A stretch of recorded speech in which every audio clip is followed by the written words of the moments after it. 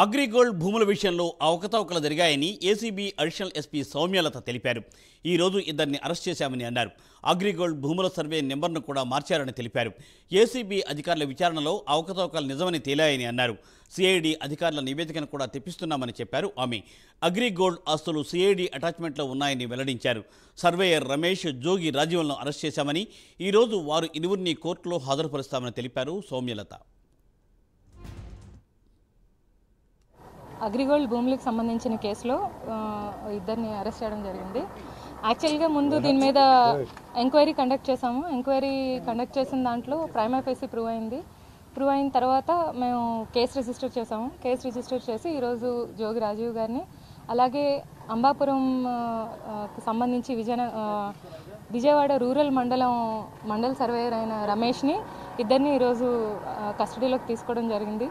అయితే ఈ భూముల్లో మొదట వీళ్ళు కొనుక్కున్నదేమో అంబాపురం విలేజ్కి సంబంధించి ఆర్ఎస్ సర్వే నంబర్లో 88లో వీళ్ళు టోటల్గా 2160 గజాలు కొనుక్కొని దాన్ని అగ్రిగోల్డ్ భూములకి సంబంధించిన సర్వే నెంబర్ అయిన 87లోకి మార్చుకున్నారు.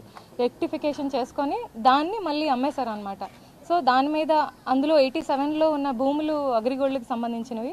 దాని మీద కంప్లైంట్లో మనం రెగ్యులర్ ఎంక్వైరీ చేయడం జరిగింది. రెగ్యులర్ ఎంక్వైరీలో ప్రూవ్ అయిన తర్వాత దాని మీద ఏసీబీలో సెంట్రల్ ఇన్వెస్టిగేషన్ యూనిట్లో కేసు రిజిస్టర్ చేశాము.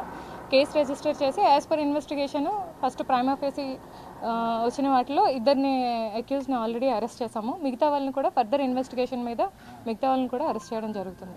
యాక్చువల్గా ఇందులో మేము ఇనీషియల్గా ఎంక్వైరీ మేము స్టార్ట్ చేసి ఇందులో ల్యాండ్ గ్రాబింగ్ యాక్ట్, అలాగే గవర్నమెంట్ ఎంప్లాయీస్ కూడా ఉన్నారు కాబట్టి పీసీ యాక్ట్లో మేము కేసు రిజిస్టర్ చేయడం జరిగింది. యాక్చువల్గా సిఐడిలో నాకు తెలిసి పీసీ యాక్ట్లో వాళ్ళు కట్టలేదు.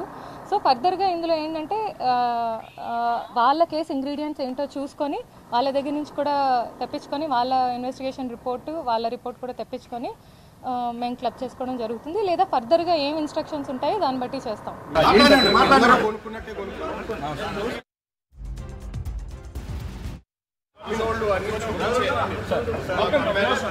మేము అలాగే అన్నాం.